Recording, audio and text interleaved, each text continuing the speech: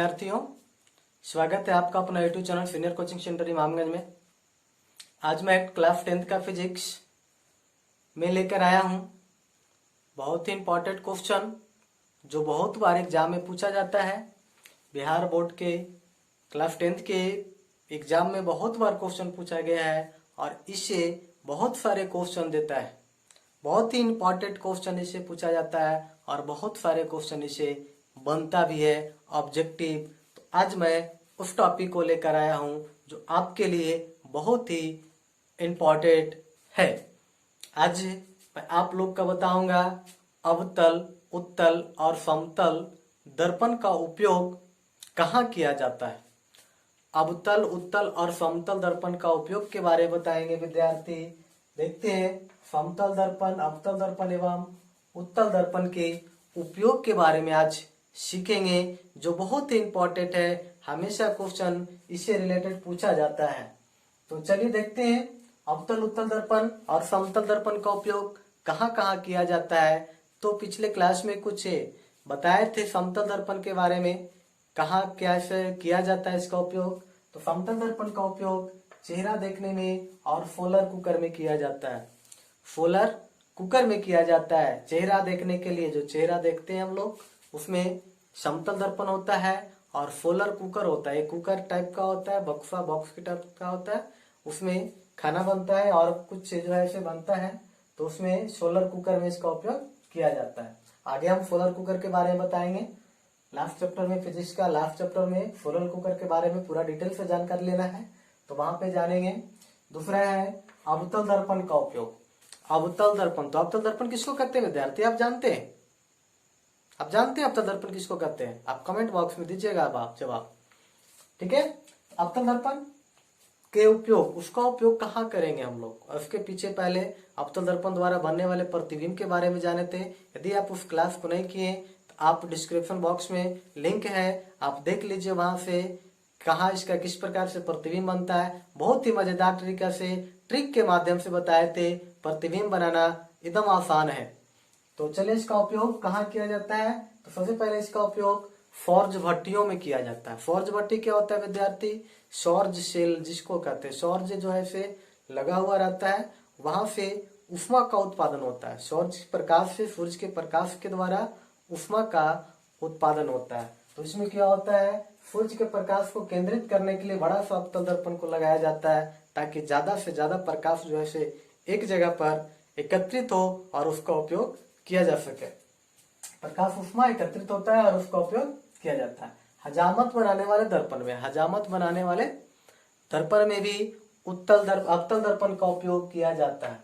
दंत विशेषज्ञ, दांत विशेषज्ञ जो होते हैं, रोगियों को दांत जांच करने में, दांत को जांच करने में, यानी कि जब दांत को देखता है रोगी, ये रोगी को दांत को देखा जाता है, डॉक्टर जो है इसे देखते हैं, तो देखते समय जो लेंस, जो दर्पण का प्रयोग करते हैं वो अवतल दर्पण होता है। वो करता क्या है कि दांत का बड़ा सा प्रतिबिंब बना करके दिखाता है।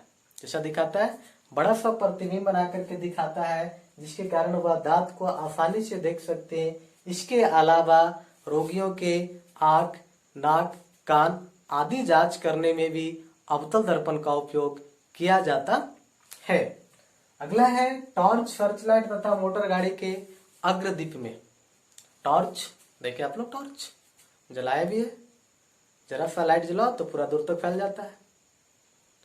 गाड़ी का अगला हेडलाइट, हेडलाइट जिसको कहते हैं अग्रदीप, हेडलाइट में भी अवतल दर्पण का प्रयोग किया जाता है।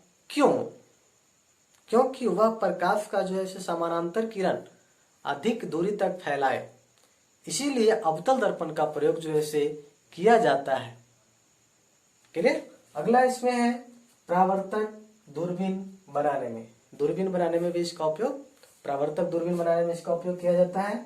इसके बाद उत्तल दर्पण का उपयोग, उत्तल दर्पण का उपयोग, उत्तल दर्पण का उपयोग, तो सबसे पहला इसका उपयोग बहुत ही महत्वपूर्ण उपयोग, आप लोग गाड़ी देखे हैं, मोटरसाइकिल हो, बस हो, कार हो, जो भी हो, साइड में शीशा लगा हुआ रहता है, देखे आप लोग, हम सबको देखे होंगे, ऐसा जानते हैं।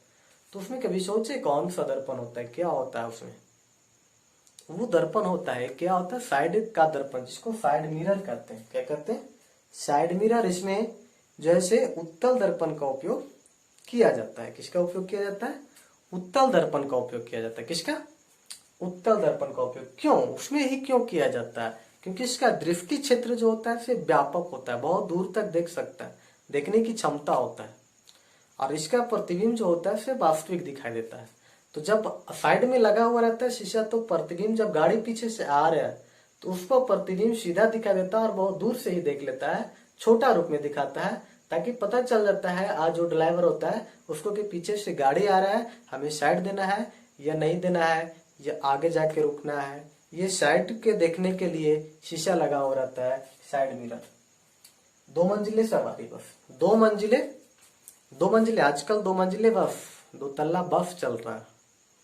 उसमें जो सीढ़ी होता है, उसमें सीढ़ी को देखने के लिए ड्राइवर जो है से उत्तल दर्पण का उपयोग करता है। ड्राइवर के जब सामने ऊपर एक शीशा रहता है, उसमें भी उत्तल दर्पण लग रहता है। क्वेश्चन पूछता है विद्यार्थी कि ड्राइवर के सामने, गाड़ी में ड्राइवर के सामने जो दर्पण होता है कौन सा होता है, तो बहुत से विद्यार्थी समतल दर्पण मार देते हैं, क्योंकि वो बड़ा वाला जो रहता है उसके बारे में देख लेते हैं, उसके बारे में नहीं पूछता है। वो सामने उसके ऊपर में लगा रहता है तो उसके बारे में पूछता है, तो वो उत्तल दर्पण होता है। वो पीछे के जो बस में बैठे हुए सवारी है उसके बारे में, जो सीढ़ी लगा हुआ उसके बारे में देखने के लिए जो है लगा हुआ रहता है। अगला है सोडियम परावर्तक लैंप के रूप में भी इसका उपयोग किया जाता है, और रोड लाइट के किनारे जो लैंप लगा हुआ रहता है, लाइट लगा रहता है, उसमें भी उत्तल दर्पण का उपयोग किया जाता है। तो मैं आशा करता हूँ आप समझ गए होंगे समतल, अवतल और उत्तल दर्पण का उपयोग कहाँ किया जाता है, किस रूप में किया जाता है। यदि आपको अच्छा लगा तो लाइक शेयर और कमेंट कीजिएगा। हमारे चैनल को सब्सक्राइब कीजिए, बेल आइकन को दबाइए ताकि आपको अगला नोटिफिकेशन प्राप्त हो जाए। बहुत ही इंपॉर्टेंट था ये चैप्टर आज के लिए, आज का क्लास। अगला क्लास होगा विद्यार्थी, अगले क्लास में हम लोग सीखेंगे कि दर्पण सूत्र को प्रमाणित करने के लिए सीखेंगे। दर्पण सूत्र प्रमाणित हम कैसे करेंगे, इसके बारे में हम लोग अगले क्लास में सीखेंगे। धन्यवाद।